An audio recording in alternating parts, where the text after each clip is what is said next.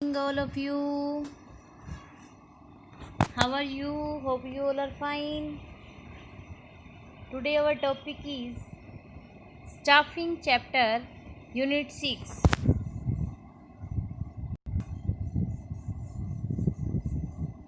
Staffing, staff को appoint करना। जो भी हमें एक ऑर्गेनाइजेशन के लिए पर्सन को की नीड है, उन पर्सन्स की स्टाफ जिसको हम कहते हैं, उसको अपॉइंट करना, उसका रिक्रूटमेंट, सिलेक्शन, किस तरह से उसको ट्रेनिंग दी जाती है, वो सब हम इस चैप्टर में करने जाएंगे। तो सबसे पहले बिना देरी किए स्टार्ट करते हैं। क्या है स्टाफिंग?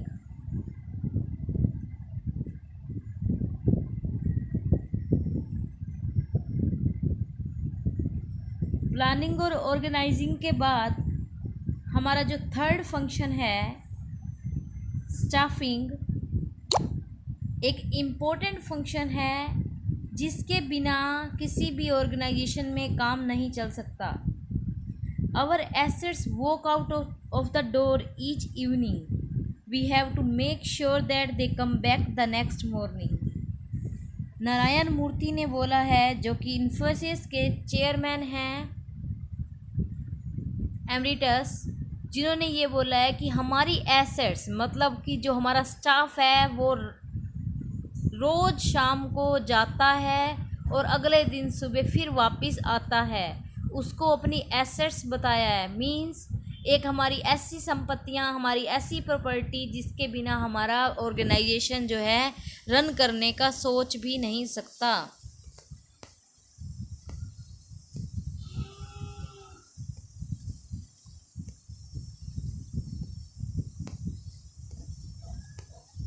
तो ऑर्गेनाइजेशन के स्ट्रक्चर में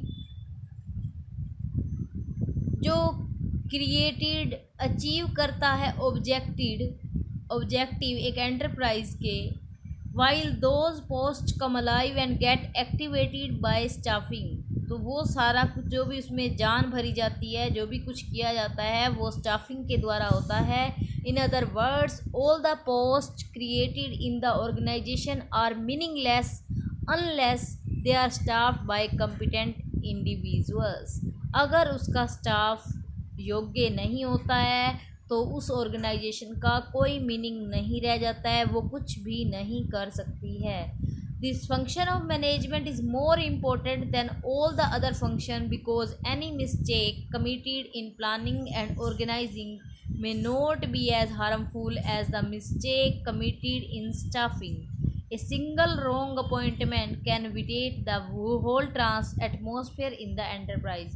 तो इसी तरह हमारे जो ये इम्पोर्टेंट फंक्शन है मैनेजमेंट का, अगर इसमें कोई मिस्टेक होती है तो वो मिस्टेक पूरी एंटरप्राइज को जो है वो भुगतनी पड़ती है, या उसके वजह से पूरा जो एटमॉस्फेयर है एक एंटरप्राइज का वो हार्मफुल होता है। तो स्टाफिंग जो है वो बिल्कुल सोच समझ कर की जाती है, जिससे कि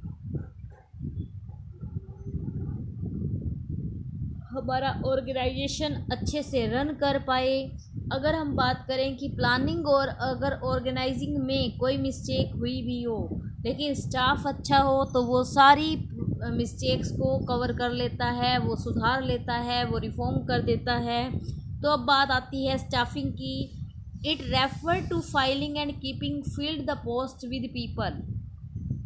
लोगों के साथ उसको फिल करना, जो पोस्ट हैं उनको बनाए रखना ही स्टाफिंग है। Staffing means appointing competent person according to the importance of the post in the organization. It means that more capable person are appointed on more important post, or comparatively less competent person can be appointed on less important post. तो जितनी ज़्यादा important post होगी वहाँ पर उतना ज़्यादा capable person जो है, मोर कैपेबल पर्सन जो है अपॉइंट किए जाने चाहिए या अपॉइंट किए जाते हैं।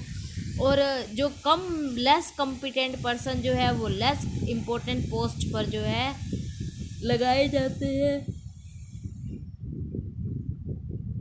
In other words, all the function undertaken to establish coordination between the post and the individual come under staffing. Staffing के साथ साथ हम ये भी कह सकते हैं कि इसके अंदर रिक्रूटमेंट की जाती है, सिलेक्शन, ट्रेनिंग, प्रमोशन, ट्रांसफ़र से भी जो है पर्सन स्टाफ में लगाए जाते हैं, ट्रांसफ़र के थ्रू भी होता है, प्रमोशन के थ्रू भी होता है। तो इस तरीके से हम जो है इसमें काम करते हैं। नेक्स्ट हमारा आता है डेफिनेशन ऑफ स्टाफिंग। स्टाफिंग की definition according to Theo Haimann, the staffing function pertain to the recruitment, selection, development, training and compensation of subordinate managers. तो ये थियो हेमन ने बोला है कि स्टाफिंग के अंदर ये सारे फंक्शंस या हम कह सकते हैं ये रखता है, जैसे कि हमारा रिक्रूटमेंट हो गया, पर्सन को अपॉइंट करेंगे, स्टाफ को जो लगाएंगे रिक्रूटमेंट के थ्रू, सिलेक्शन के थ्रू, उनके डेवलपमेंट, ट्रेनिंग, ट्रांसफ़र और ये जो पॉइंट्स हमारे आ जाते हैं। इसी तरह कूटेज ने और वेरिच ने बोला है the managerial function of staffing involve the filling and keeping filled position in the organisation structure. बहुत अच्छी ही बात कही है। उसके बाद जो हमारा आता है फीचर ऑफ स्टाफिंग, स्टाफिंग के फीचर। तो फर्स्ट फीचर हमारा है क्या, रिलेटिंग टू ह्यूमन बींग्स। जो भी हम स्टाफ लगा रहे हैं, जो भी हम काम कर रहे हैं, वो ह्यूमन बींग्स के लिए है, वो ह्यूमन बींग से रिलेटेड है। जो भी प्लानिंग की, जो भी ऑर्गेनाइजिंग की, it is not mayor paper work but involve the appointment of competent person और वेरियस पोस्ट। इसमें कोई पेपर वर्क की बात नहीं है। इसमें क्या होता है कि जो भी पर्सन हम लगाएंगे वो अपॉइंट किए जाएंगे। All the activity done to accomplish this work are connected with human beings, they में recruitment, selection, training, promotion etcetera. तो जो भी पर्सन लगाए जाएंगे वो या तो रिक्रूटमेंट के थ्रू या ट्रांसफ़र के थ्रू या ट्रेनिंग उनको दी जाएगी, प्रमोशन किया जाएगा। सेकेंड हमारा पॉइंट है सेपरेट मैनेजरियल फंक्शन। स्टाफिंग जो है एक सेपरेट मैनेजरियल फंक्शन है, जैसे कि planning, organising, directing, controlling other function है। इसी तरह जो हमारा ये स्टाफिंग वो भी एक सेपरेट फंक्शन है। Essential at all managerial levels. तो ये जो है हमारी स्टाफिंग वो हर मैनेजरियल लेवल पर इसकी नीड होती है। ऐसा नहीं है कि खाली लो लेवल पर ही पर्सन वर्कर लगाने हैं, मिडिल लेवल पर नहीं लगाने होंगे। जो भी पर्सन लगाएंगे, स्टाफ लगाएंगे, वो सभी लेवल पर लगेगा। अकॉर्डिंग टू कैपेबिलिटी उनको वर्क अलॉट कर दिया जाता है। इसके बाद हमारी जो बात है वो है रिलेटेड टू सोशल रिस्पॉन्सिबिलिटी। तो जब स्टाफिंग के साथ डील की जाती है तो ह्यूमन बींग्स और जो मैन हैं वो एक सोशल पर्सन या सोशल एनिमल बोला जाता है। तो जब सोसाइटी सोशल एनिमल या ह्यूमन बींग्स की बात करते हैं तो हम पूरे सोसाइटी को ध्यान में रखते हैं। तो अगर हम उनके लिए अवेयर होते हैं और सोशल रिस्पॉन्सिबिलिटी वहीं से स्टार्ट हो जाती है जहाँ से ह्यूमन बींग कनेक्ट होना स्टार्ट हो जाते हैं। तो इसीलिए मैनेजर जो है अपनी रिस्पॉन्सिबिलिटीज़ को इग्नोर नहीं कर सकता है, उसको बिल्कुल टेक केयर करना पड़ता है, क्योंकि उसमें हर फंक्शन पर ह्यूमन बींग है और ह्यूमन बींग जो है सोसाइटी से स्टार्ट हो जाते हैं। तो ह्यूमन बींग जो है वो सोसाइटी का पार्ट है। तो सोशल रिस्पॉन्सिबिलिटी हमारा यहाँ पर ये उसको उससे रिलेट कर देती है। अगर हमने किसी भी ह्यूमन बींग का एक्सप्लॉटेशन किया तो वो हमारी सोसाइटी में जो इमेज है वो बिल्कुल नेगेटिव जाएगी। तो इसीलिए हमारी सोशल रिस्पॉन्सिबिलिटी बनती है कि अगर हमें अपनी इमेज को सोसाइटी में सुधारना है तो हमें ह्यूमन बींग के साथ एक अच्छे से व्यवहार करना, एक अच्छे से बिहेव करना जो है वो बनता है। नेक्स्ट हमारा आता है effect of internal and external environment. The performance of staffing is affected the internal and external environment of the enterprise. तो बिल्कुल ठीक कहा है कि स्टाफिंग जो है वो क्या है, इंटरनल और एक्सटर्नल इन्वायरमेंट को इफेक्ट करती है। अगर इंटरनल इन्वायरमेंट में हम पर्सन एम्प्लॉयज़ की बात कर रहे हैं तो कनेक्ट होती है, जैसे कि पर्सन ही प्रमोशन कराने में, डिमोशन कराने में, ट्रांसफ़र करने में या कोई भी इन तरीके से जो भी पर्सन जो है हमारे उनके लिए अलग अलग पॉलिसी बनाई गई हैं। तो if as a matter of policy the vacant post are to be filled up by promotion, the employee already working in the enterprise will have the opportunity to reach higher post and the people from outside will be appointed only on lower posts. In this way, the internal policy of the organization does affect the function of staffing. The external environment affecting the enterprise include government policy, educational environment. It can be the policy of the government that is a particular enterprise employee should be recruited only through employment exchange. तो इस तरीके से जो person के staffing की जो process है या फंक्शन है वो इंटरनल और एक्सटर्नल दोनों से प्रभावित होता है, क्योंकि पर्सन जो है अपनी अंदर की पॉलिसी, अपने इंटरनल ऑर्गेनाइजेशन की पॉलिसी बना सकते हैं कि जो भी पर्सन हम लगाएंगे वो लो लेवल पर लगाएंगे, और जो भी हमारे ऊपर लेवल के पर्सन होंगे उनको हम प्रमोशन से ऊपर लेकर जाएंगे। तो जो हमारी पर्सन हैं वो ज़्यादा जो है क्या होंगे कि मोटिवेट होंगे, वो काफ़ी टाइम तक हमारे साथ रहेंगे, क्योंकि हर कोई चाहता है कि मेरा प्रमोशन हो। और जल्दी से जब कोई आ जाता है तो उसको कोई छोड़ के जाने का मन नहीं होता है जब उसको आगे अपॉर्चुनिटीज़ मिलती हैं। लेकिन अगर अपॉर्चुनिटी नहीं मिलती तो पर्सन छोड़ के जा सकते हैं। साथ ही साथ एक्सटर्नल एनवायरनमेंट इसलिए हमारे लिए इसमें इफ़ेक्ट करता है क्योंकि एजुकेशनल एनवायरनमेंट के या एजुकेशनल की पॉलिसी या गवर्नमेंट ने कोई पॉलिसी बना दी कि एम्प्लॉयमेंट इस तरीके से करना है, तो हमको उनको भी फॉलो करना होता है, हम उसको भी इग्नोर नहीं करते हैं। तो इसीलिए दोनों के ही इन्वायरमेंट जो है इंटरनल और एक्सटर्नल दोनों ही इफेक्ट करते हैं स्टाफिंग को। नेक्स्ट हमारा आता है इम्पोर्टेंस ऑफ स्टाफिंग। स्टाफिंग की इम्पोर्टेंस क्या है? फर्स्ट पॉइंट हमारा है ये जो भी कॉम्पिटेंट पर्सन हैं उसको डिस्कवर करने में या ऑब्टेन करने में हेल्पफुल रहती है, क्योंकि स्टाफिंग की प्रोसेस से ही हम पर्सन को रिक्रूट करते हैं। जो भी पर्सन हम ढूंढते हैं या कह सकते हैं कि सर्च करते हैं या सिलेक्ट पर्सन जो है पोस्ट पर अपॉइंट करते हैं, तो उन सब में स्टाफिंग का एक इम्पोर्टेंट रोल है। तो स्टाफिंग जो है हमको वैसे पर्सन जो हमारी जॉब के लिए, हमारे ऑर्गेनाइजेशन के लिए कैपेबल हैं, उनको सिलेक्ट करने में हेल्प करती है। सेकंड हमारा पॉइंट आता है हेल्पफुल इन बेटर परफॉर्मेंस। जब हम स्टाफिंग की हेल्प लेते हैं तो राइट पीपल जो है वो राइट प्लेस पर पोस्ट किए जाते हैं, तो सुटेबल पीपल आर सिलेक्टेड। तो जब सुटेबल पीपल जो है सिलेक्ट होंगे तो पर्सन क्या है, एफिशिएंसी उसकी बड़ी होगी, इफ़ेक्टिवनेस बड़ी होगी, मीन्स मतलब कि कम खर्चे में ज़्यादा से ज़्यादा जो है वो प्रोडक्शन कर पाएंगे, तो हमारी परफॉर्मेंस जो है वो पहले से बढ़ा देते हैं, बेटर कर देते हैं।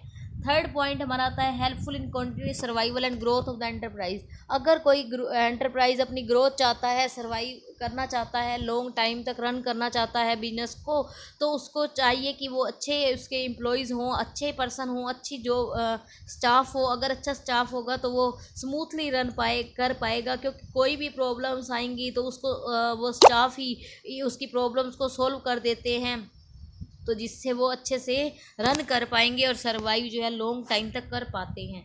नेक्स्ट हमारा पॉइंट आता है helpful in optimum utilisation of the human resources. तो यहाँ पर जब हम स्टाफ की बात करते हैं तो ह्यूमन रिसोर्सेज जो है वो स्टाफिंग जब की जाती है तो राइट पर्सन राइट जॉब पर लगाया जाता है, सिस्टमेटिकली ढंग से जो है हम कह सकते हैं कि परफॉर्म्ड किए जाते हैं। तो कोई भी पर्सन जो है बेकार नहीं रहता है, उनको बिल्कुल राइट काम पर लगाया जाता है, तो जिसकी वजह से प्रॉपर यूटिलाइज किया जा सकता है। राइट टाइम पर राइट प्रॉब्लम्स का सल्यूशन कैसे करना है वो भी उन सबको बता दिया जाता है, या पर्सन जो इजीली कोई भी प्रॉब्लम से हर्डल्स आती हैं उनको इजीली जो है ओवरकम कर सकते हैं, या उसका सल्यूशन जो है हम कह सकते हैं कर सकते हैं। नेक्स्ट हमारा पॉइंट आता है फिफ्थ पॉइंट इंपॉर्टेंस का, helpful in improving job satisfaction and morale of employees. Under staffing by studying human behaviour, their preference of the type of environment, promotion policy, training and remuneration policy can be known. तो जब staffing करते हैं तो हम ये study करते हैं कि ह्यूमन के साथ किस तरीके से बिहेवियर किया जाना चाहिए, किस तरीके का इन्वायरमेंट, क्या पॉलिसीज़ जो है अपनाई जानी चाहिए ट्रेनिंग के लिए, रेमुनरेशन के लिए। तो हम जो उन सारी पॉलिसीज़ को, उन सारी स्टडी को ध्यान में रखते हुए एम्प्लॉयज़ के साथ जो वो एक्शन लेते हैं, तो पर्सन जो है वो उस जॉब से सेटिस्फाई होता है और उसका मोरल जो है वो बूस्ट होता है, इंक्रीज़ होता है। तो हम ये कह सकते हैं कि ह्यूमन की जो पॉलिसी है, या हम कह सकते हैं स्टाफिंग जो है वो एक बहुत ही अच्छी कारगर साबित होती है। जब एक पर्सन की बात करते हैं हम, जब हम एक एम्प्लॉइज़ को स्टाफ में लेते हैं तो एक ऑर्गेनाइजेशन के लिए स्टाफिंग जो है एक इम्पोर्टेंट रोल प्ले करती है। सेकंड हम कह सकते हैं ह्यूमन रिसोर्स मैनेजमेंट कंसेप्ट। तो ह्यूमन रिसोर्स मैनेजमेंट में एचआरएम ये बहुत इम्पोर्टेंट टॉपिक है, जिसमें बात की जाती है ऑल मीन ऑफ प्रोडक्शन करने के जितने भी साधन हैं, जैसे कि मैन है, मटेरियल है, मशीन है, मनी है, इन सब को टू पार्ट में डिवाइड किया जाता है। एक है हमारा एक्टिव पार्ट, एक है पासिव पार्ट। एक्टिव पार्ट जो है जो कि मैन है, और जो पासिव पार्ट है उसमें सिर्फ मशीन को, मटेरियल को और मनी को ही जो है लिया जाता है। अब लार्ज क्वांटिटी, अब सारी चीज़ें आपके पासिव पार्ट, अगर सारा कुछ आपके पास है तो क्या आप काम कर सकते हैं? बिल्कुल नहीं कर सकते जब तक आपका एक्टिव पार्ट एक्टिव नहीं होगा। तो इसीलिए हम कहते हैं कि एक ऑर्गेनाइजेशन के लिए ह्यूमन जो है वो बहुत ही ज़रूरी हैं, जिसके बिना जो है कोई भी काम जो है नहीं किया जाएगा, कोई भी यूटिलाइज़ नहीं किया जा सकेगा। ना तो आप मटेरियल को यूज़ कर पाओगे, ना मशीन को, ना मनी को। लेकिन अगर एक मैन है तो वो किसी न तरीके से सब कुछ जो है वो अच्छे से हैंडल कर सकता है। तो एचआरएम, या हम कह सकते हैं कि ह्यूमन रिसोर्स मैनेजमेंट जो है वो ह्यूमन रिसोर्स को मैनेज करता है, उनको सुपरवाइज़ करता है, उनकी जो प्रॉब्लम्स है उनको सोल्यूशन कराता है। ये डिपार्टमेंट बना दिया जाता है HRD, ह्यूमन रिसोर्स डिपार्टमेंट, जो कि एक लार्ज ऑर्गेनाइजेशन में इस्टेब्लिश किया जाता है, जहाँ पर ज़्यादा नंबर संख्या में हम कह सकते हैं कि एम्प्लॉइज़ होते हैं। तो उनकी देख रेख के लिए, उनको सुपरवाइज़ करने के लिए, उनकी प्रॉब्लम का सलूशन करने के लिए जो है एक हेड बना दिया जाता है, जो उनको उनकी प्रॉब्लम को फेस करता है। नेक्स्ट हमारा है meaning of human resource management. Human resource management का क्या मीनिंग है? It refer to that part of management process which develop and manage the human element of the enterprise.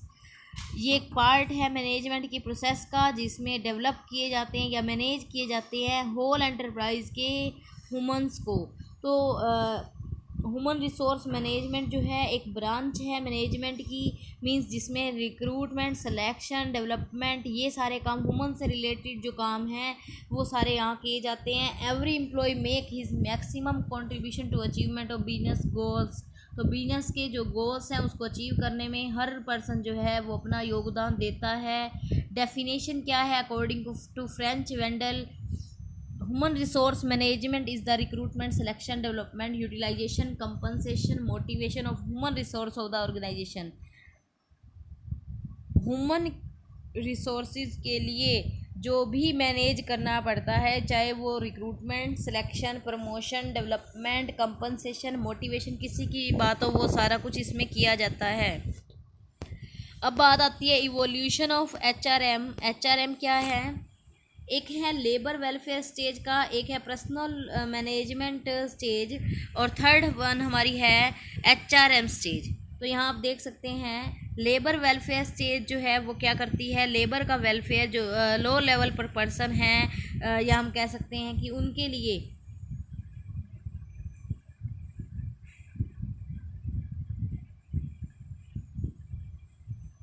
earlier businesses used to be on small scale. Thus was the era of the establishment of trade unions. पहले क्या होता था कि labour welfare stage पर ही एक union बना दी जाती थी, जो कि पर्सन जो है एम्प्लॉयर और एम्प्लॉयज़ के बीच में काम करता था, जो कि हम कह सकते थे लीडर होता था। अपनी लेबर के वर्कर्स में एक पर्सन जो है वो लीडर अपॉइंट कर दिया जाता था, लेबर्स के द्वारा ही किया जाता था, या फिर जो है पर्सन वो मैनेजमेंट के साथ उनकी बात जो है कर सकता था, या हम कह सकते हैं एम्प्लॉयर के साथ उनकी बात कर सकता था।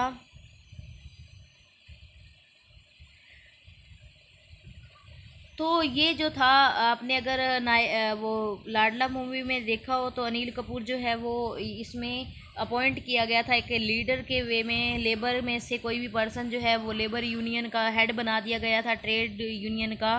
तो इसी तरह से वो पर्सन जो है वो उनके बॉस से बात करता है। तो वही चीज़ इसमें भी कि वो मीडिएटर होता है, तो लो लेवल पर जब किया जाता था। लेकिन उसके बाद जब नेक्स्ट स्टेज आई है वो पर्सनल मैनेजमेंट स्टेज की आई है।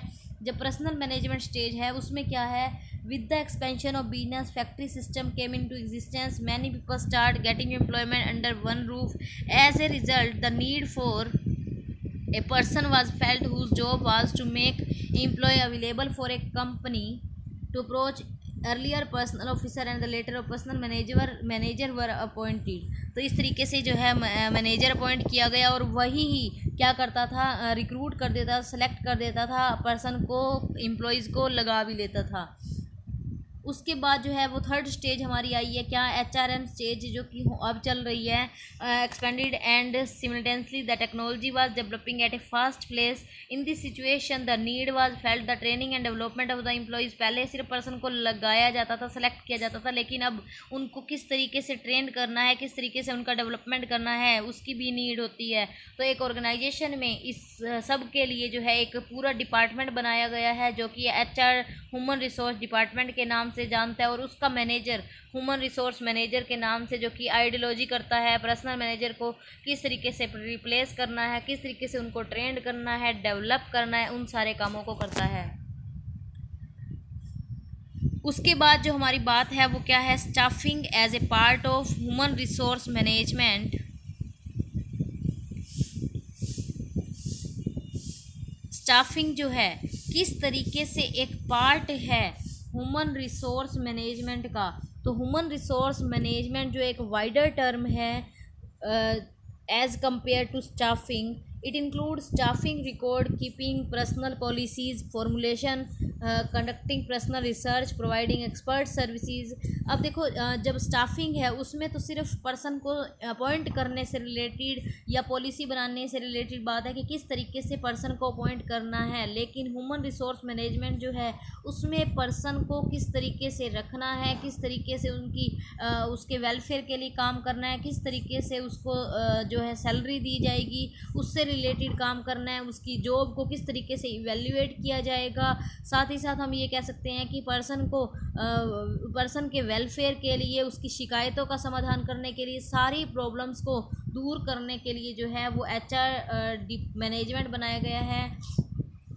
तो स्टाफिंग, जो स्टाफ लगाने का काम है वो तो उसका एक छोटा सा पार्ट ही है। तो इसमें हम कह सकते हैं कि the various specified duties, specialised duties and activity performed by human resource management are given below. Different activity यहाँ पर की जाती हैं। पहली हमारी है रिक्रूटमेंट। रिक्रूटमेंट क्या है, जब पर्सन को जो भी हमें नीड है जितने पर्सन की, जब हम उसको बता देते हैं बाहर कि हमें इतने पर्सन की ह्यूमन की नीड है, तो उसको हम कहते हैं रिक्रूटमेंट। उसके बाद सेकंड हम कहते हैं कि सिलेक्शन किया जाता है, प्लेसमेंट, ट्रेनिंग, प्रमोशन, ये सब जो है वो रिक्रूटमेंट में आता है। सेकंड हमारा पॉइंट आता है वो क्या है, providing expert services. Time to time human resources को, ह्यूमन को चाहिए होती है एक्सपर्ट की सर्विसेज, जैसे कि परफॉर्मेंस को किस तरीके से बढ़ाया जाए, या special knowledge, job evaluation, negotiating with trade unions. तो इनके लिए भी क्या है, उनको सर्विसेज प्रोवाइड की जाती हैं HRM के द्वारा। थर्ड हमारा पॉइंट आता है developing compensation and incentive plans. Human resource manager जो है कंडक्ट करते हैं टाइम टू टाइम रिसर्च, जिसमें उनका मेन मोटिव जो होता है कि वो क्या है कि इम्प्रूव कर सकें वो पॉलिसीज़ जो भी पर्सनल के थ्रू बनाई गई हैं, पर्सनल के लिए बनाई गई हैं। तो टॉप लेवल मैनेजमेंट में ये नोटिस दिया जाता है कि न्यू टेक्निक जो है डिफरेंट टाइम पर डिफरेंट फील्ड में जो है वो फॉलो की जाएँ। नेक्स्ट है हैंडलिंग ग्रीवेंस एंड कंप्लेंट्स। जो भी प्रॉब्लम्स आती हैं वर्कर्स की या एम्प्लॉयज़ की, तो उनको भी सोल्यूशन जो है उनका भी किया जाता है और उनकी वेलफेयर के लिए काम किया जाता है। नेक्स्ट हमारा है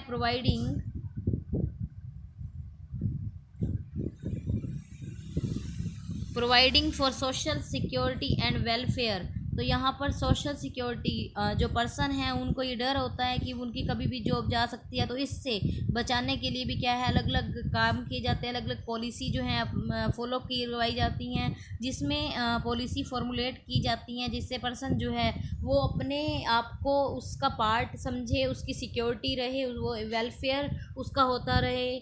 नेक्स्ट हमारा है defending the company in lawsuits. तो in India government has pass several legislative measures relating to employees, जैसे workman compensation, employee state insurance act. तो ये जो है टाइम टू टाइम इनको भी जो है लॉ के अकॉर्डिंग भी प्रोविज़न जो है यूज़ किए जाते हैं, इनको इग्नोर किया नहीं जा सकता। नेक्स्ट हमारा है कीपिंग पर्सनल रिकॉर्ड्स। तो पर्सन का पर्सनल रिकॉर्ड भी, जैसे कि ह्यूमन रिसोर्स मैनेजर में हम कह सकते हैं कि डिफरेंट रिकॉर्डिंग का, स्टाफिंग का, सिलेक्शन का, रेमुनरेशन का रिकॉर्ड जो है वो भी मेंटेन इन्हीं HRM के द्वारा, ह्यूमन रिसोर्स मैनेजर के द्वारा किया जाता है फॉर फ्यूचर रेफरेंस के लिए। Developing the organisational structure, organisation structure में भी एक इम्पोर्टेंट रोल प्ले करते हैं ह्यूमन रिसोर्स मैनेजर। उसको डेवलप करने के लिए जो भी सजेशंस होते हैं वो रिव्यूज़ भी दिए जाते हैं। नेक्स्ट वीडियो में करेंगे हम स्टाफिंग की प्रोसेस। आज के लिए इतना ही। Thank you, bye bye and have a nice day.